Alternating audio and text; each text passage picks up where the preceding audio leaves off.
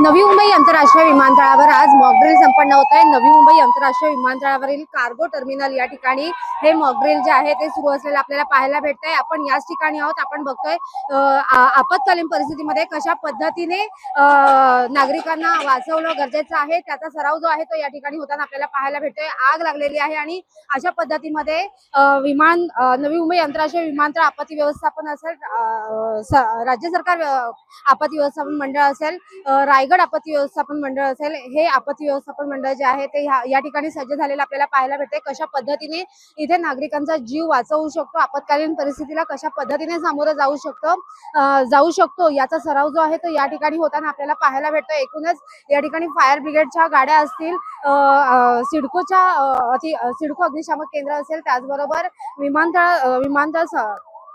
विमानतळाशी संबंधित असलेलं अग्निशामक केंद्र असेल, यांच्या गाड्या ज्या आहेत त्या या ठिकाणी आलेल्या आहेत। आगीवर नियंत्रण मिळवण्याचं काम जे आहे ते या ठिकाणी होताना आपल्याला दाखवलं जात आहे आणि त्याचबरोबर युद्धजन्य परिस्थिती देखील सर्वत्र सुरू आहे आणि अशामध्येच कोणती आपत्ती या ठिकाणी जर घडली तर कशा पद्धतीने आपण काळजी घेऊ शकतो याचं प्रशिक्षण जे आहे ते या ठिकाणी देताना आपल्याला पाहायला भेटतात। एकूणच नवी मुंबई आंतरराष्ट्रीय विमानतळावर हा जो मॉकड्रिल आहे हा संपन्न होताना पाहायला भेटतोय आणि एकूणच हे मॉकड्रिल जे आहे ते पाहण्यासाठी या ठिकाणी मोठी गर्दी देखील आपल्याला झालेली पाहायला भेटते। तर आपत्ती व्यवस्थापन जे आहे ते या ठिकाणी कशा पद्धतीने कार्य करतंय हे पाहणं महत्त्वाचं असेल।